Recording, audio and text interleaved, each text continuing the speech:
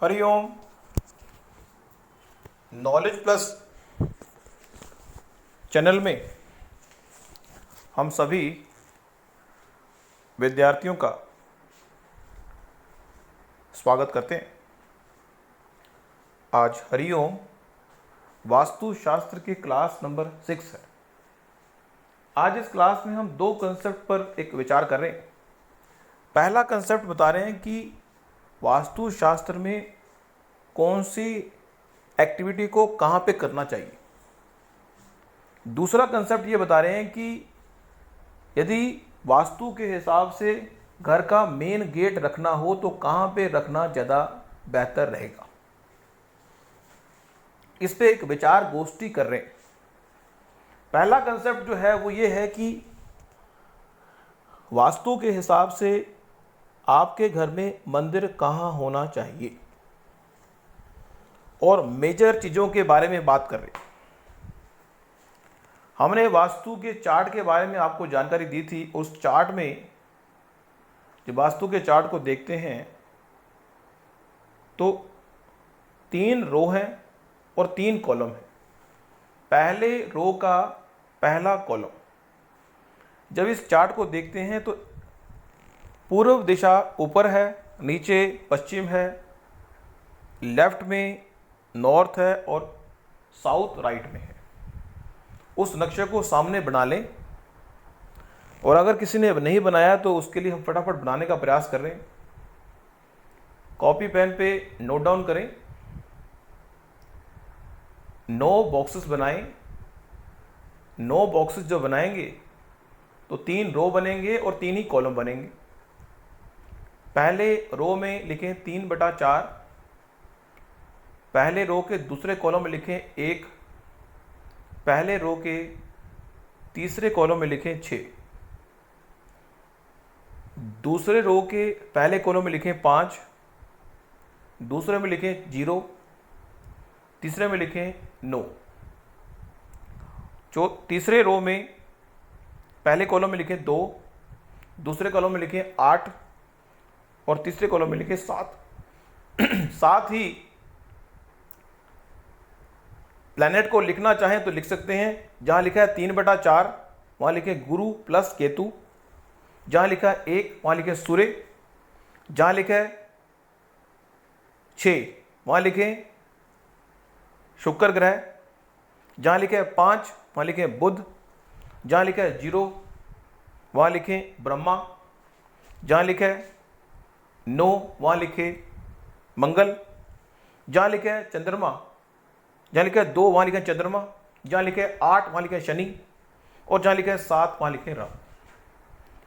हमने पहले भी कहा था कि वास्तु शास्त्र कुछ नहीं, वो तो सिर्फ एक ऐसा शास्त्र है जो मकान की वस्तुओं का मीन्स एस्ट्रोलॉजी के 4th भाव को जितना डीपली स्टडी करना है तो हम वास्तु शास्त्र के हिसाब से स्टडी कर सकते हैं।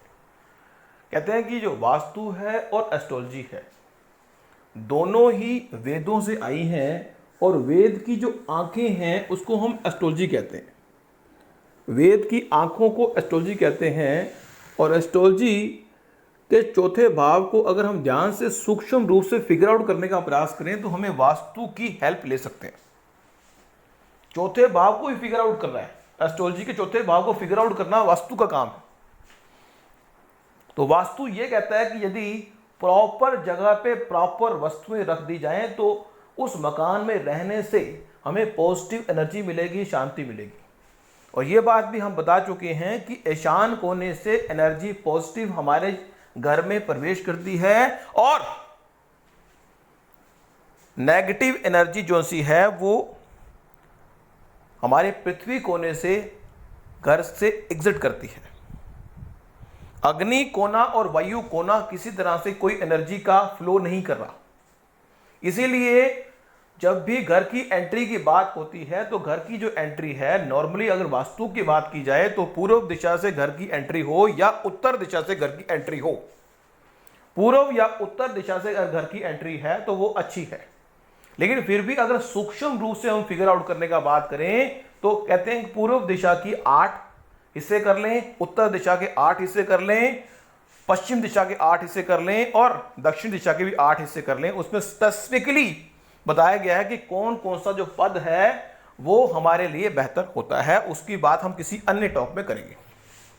अब हम बात कर रहे हैं कि इन बॉक्सेस में जो पहला बॉक्स है जिस पे लिखा है 3/4, वो जो बॉक्स है वो हमारे मेडिटेशन का है, वो हमारे स्टडी का है।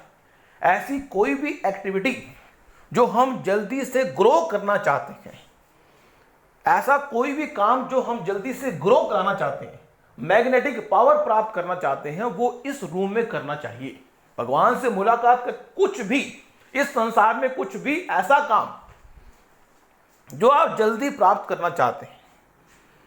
कोई व्यक्ति कहता है मुझे जल्दी मृत्यु प्राप्त करनी है, वो भी हर चीज कोई भी तमन्ना आपकी है उसके लिए।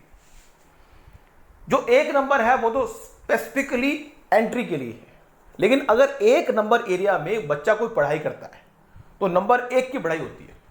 हमेशा जब भी पढ़ाई करो तो पूर्व दिशा में आपका मुंह हो।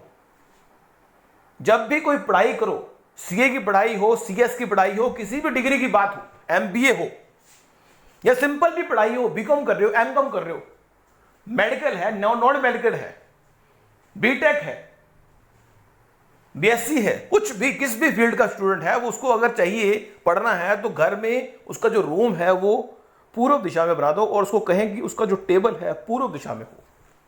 या तो पढ़ाई करो कि पूर्व दिशा में मुंह हो या उत्तर दिशा में हो। अब बात कर लें जो जहां लिखा है 6 नंबर, 6 नंबर का जो एरिया है वहां पे आग है।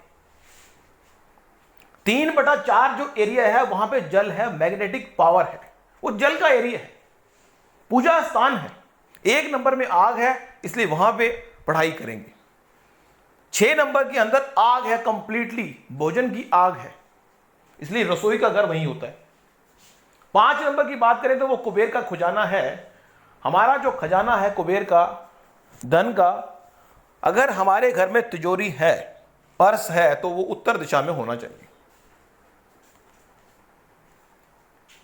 फिर है वास्तु के हिसाब से जब घर बना करते थे पहले जमाने में, आजकल तो बनते नहीं है, लेकिन ओपन टू स्काई, घर का किसी कमरे में ओपन टू स्काई का एस्पेक्ट होना चाहिए।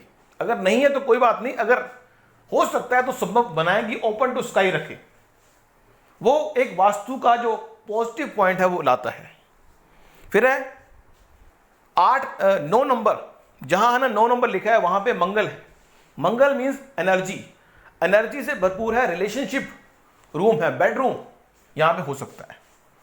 उसके बाद आ गया हमारा मेहमान, मेहमान घर जहां लिखा है 2 चंद्रमा, चंद्रमा मीन्स मेहमान मीन्स 24 घंटे या 54 घंटे में जो अपने माइंडसेट को चेंज करे। मेहमान, मेहमान जो अपने आप को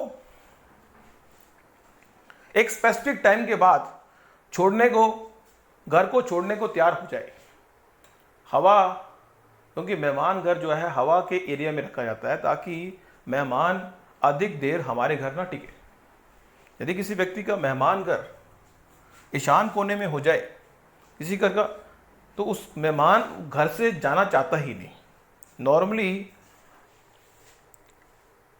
जिन घरों में बच्चे शादी करवाना नहीं चाहते, शादी करवाना चाहते हैं तो व्यक्ति की, बेटे या बेटे की जगह जो सी है आप वायु कोने में जहां चंद्रमा लिखा है वहां पे कर दें। उससे होगा कि शादी जल्दी होगी, क्योंकि वो एरिया हमेशा जो एनर्जी है व्यक्ति की बाहर फेंकने की बात करेगा। 8 नंबर जो एरिया है वो एक्चुअल में स्टोरेज का एरिया है। वहां पे आप कुछ भी कर सकते हैं, वहां पे आप अनुभव का काम कर सकते हैं, एक्सपीरियंस जोन है वो। और जो राहु जहां लिखा है वो है स्टोरेज रूम, स्टोरेज रूम, या अगर आप सीढ़ियां रखना चाहें सीढ़ियां रख लें, स्टोरेज है। लेकिन यहां पे एक विशेष बात आपको बताना जरूरी है कि यदि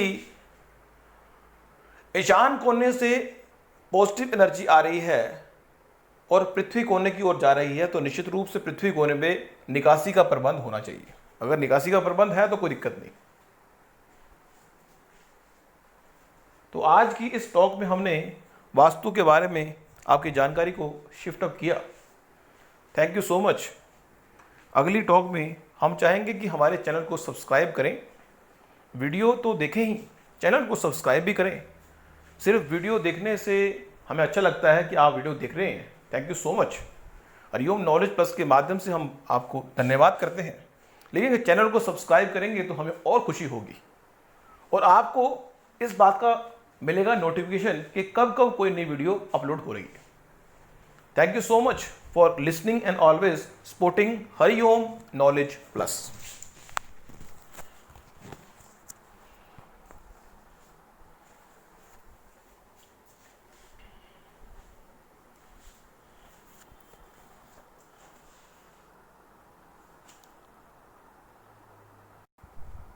हरिओम।